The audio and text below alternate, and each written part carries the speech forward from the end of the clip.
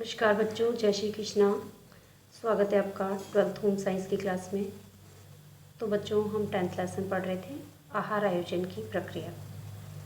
बच्चों, कल हमने इस लेसन के अंदर आहार आयोजन क्या है, आहार आयोजन को प्रभावित करने वाले कारक, आहार आयोजन किस प्रकार से करेंगे, इसके बारे में हमने अध्ययन किया था और संदर्भ इकाई के बारे में भी हमने अध्ययन किया था। आज बच्चों, हम एक किशोरी के लिए संतुलित आहार की योजना किस प्रकार से बनाएंगे, इसके बारे में अध्ययन कर रहे हैं। तो चलते हैं बच्चों टेक्स्ट बुक की ओर। देखिए बच्चों, कल हमने संदर्भ इकाई के बारे में पढ़ा था कि संदर्भ इकाई किसी भी पदार्थ की वह कम से कम मात्रा है जो कि हम उस खाद्य पदार्थ पर आधारित विभिन्न प्रकार के व्यंजन बनाने के लिए उस मात्रा का उपयोग करते हैं। तो वो मात्रा क्या कहलाती है? संदर्भ इकाई कहलाती है। कल हमने संदर्भ इकाई का एक नमूना भी हमने देखा था कि किस प्रकार से एक वयस्क व्यक्ति के लिए हम जो है संदर्भ इकाई को चूज़ करेंगे। तो आज हम देखते हैं कि एक किशोरी के लिए संतुलित आहार के अंदर, जो कि 13 से 18 वर्ष की है, उसके लिए हम किस प्रकार से संतुलित आहार के अंदर संदर्भ इकाई यूज़ लेंगे, है ना। किस प्रकार से संदर्भ इकाई को मानेंगे, है ना। संदर्भ इकाई मान करके किस प्रकार से विभिन्न खाद्य पदार्थों को हम अपने आहार में शामिल करेंगे। समझ में आया?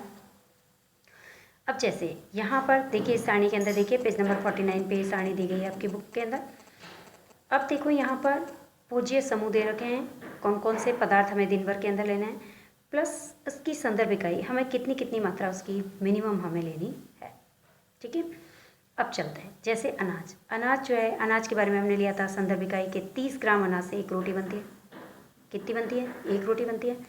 अब 13 से 15 वर्ष के बच्चे के लिए और 16 से 18 वर्ष के बच्चे के लिए यदि हम बात करें, तो ये 13 से 15 वर्ष के बच्चे के लिए कम से कम अनाज से बनी हुई रोटी या अनाज पूरे दिन के अंदर कितना लेना है? कम से कम 11 रोटी दिन भर के अंदर उसको खिलानी है। कितनी? 11 रोटी। और 16 से 18 वर्ष के बच्चे को भी पूरे दिन के अंदर 11 रोटी खिलानी है।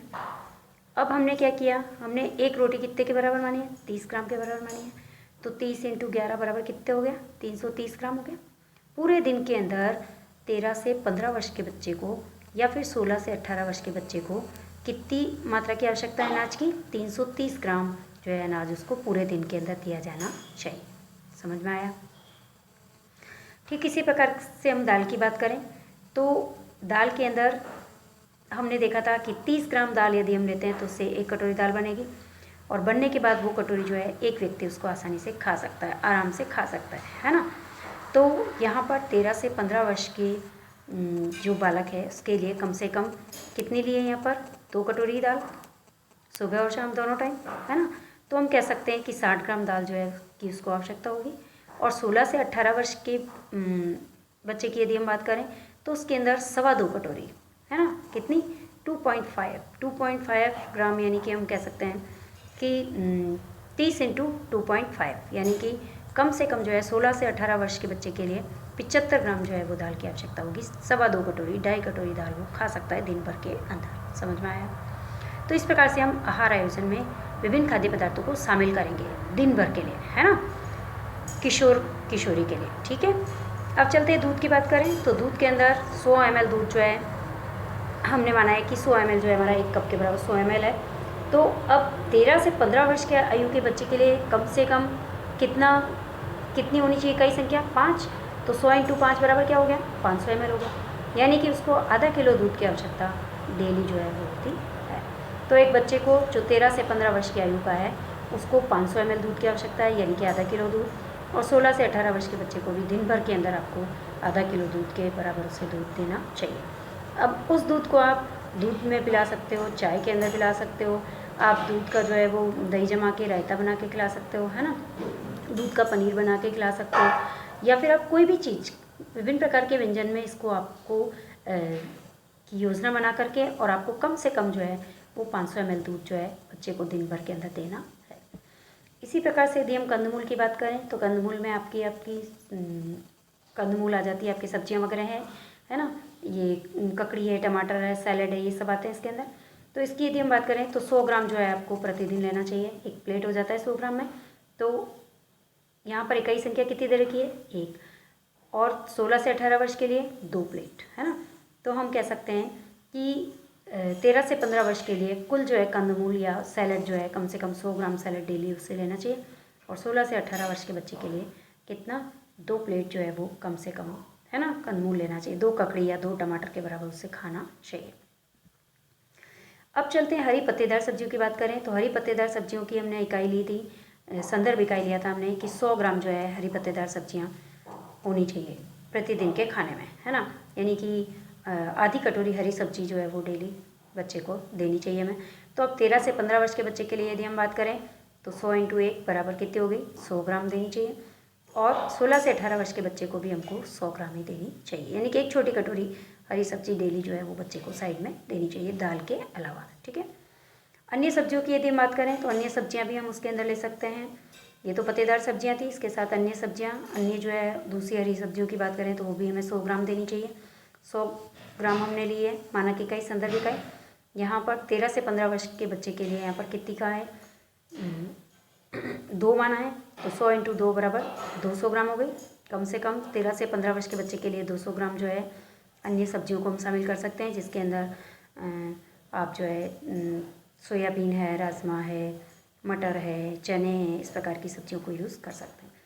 और 16 से 18 वर्ष के बच्चों के लिए भी हम 200 ग्राम जो है वो अन्य सब्जियों का उपयोग करेंगे प्रतिदिन।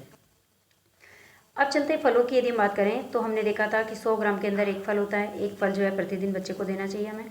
तो इसके अंदर 13 से 15 वर्ष के बच्चे के लिए भी एक फल और 16 से 18 वर्ष के बच्चे के लिए भी प्रतिदिन एक फल जो है उसको खाने के लिए देना चाहिए। समझ में आया। अब चलते हैं बच्चों आगे, तो हो गया हमारा 100 ग्राम और 100 ग्राम, 16 वर्ष से 18 वर्ष के लिए भी 100 ग्राम और 13 से 15 वर्ष के लिए भी 100 ग्राम। शक्कर की बात करें तो शक्कर जो है वो 5 ग्राम हमें डेली प्रतिदिन जो है प्रतिदिन हमें जो है कम से कम जो है 5 ग्राम शक्कर जो है यूज़ करनी चाहिए। तो इसके लिए 13 से 15 वर्ष के बच्चे के लिए 5 ग्राम शक्कर और 16 से 18 वर्ष के बच्चे के लिए भी 5 ग्राम शक्कर, यानी कि हम कह सकते हैं 2 टीस्पून शक्कर जो है डेली प्रतिदिन जो है बच्चे को देनी चाहिए। तो हम कह सकते हैं 5 × 5 तो हो गया 25 ग्राम और यहाँ पर 5 × 5 25 ग्राम, है। अब चलते हैं तेल की बात करें तो तेल के अंदर जो है संदर्भ इकाई हमने कहा था 5 ml जो है कम से कम तेल जो है एक व्यक्ति के लिए, एक सामान्य व्यक्ति के लिए जो है 5 ml तेल जो है प्रतिदिन उसको देना चाहिए। तो यहाँ पर 13 से 15 वर्ष के बच्चे के लिए तेल की बात करें तो 8 इकाई लेंगे, तो 8 × 5 बराबर 40 ग्राम हो गया। 40 ग्राम तेल जो है वो 13 से 15 वर्ष के बच्चे के लिए प्रतिदिन होना चाहिए, उसको देना चाहिए, हमें यूज़ करना चाहिए उसके लिए। और 16 से 18 वर्ष के बच्चों के लिए 7 ml लिया है यहाँ पर, तो 7 × 5 बराबर 35, तो 35 ml तेल जो है उसको प्रतिदिन हमें देना चाहिए। चाहे तो हम पराठे में दे सकते हैं, चाहे सब्जी में दे सकते हैं, चाहे पकौड़े बना के दे सकते हैं, चाहे किसी भी तरीके से हम उसको जो है ऑयल हम दे सकते हैं, विभिन्न प्रकार के व्यंजन में यूज़ करके दे सकते हैं। तो बच्चों इस प्रकार से हमें जो है एक किशोरी के लिए संतुलित आहार की योजना बनानी है। अब इसके अंदर हमें याद क्या करना है, ध्यान दो कि हमको सिर्फ संदर्भ इकाई याद करनी है।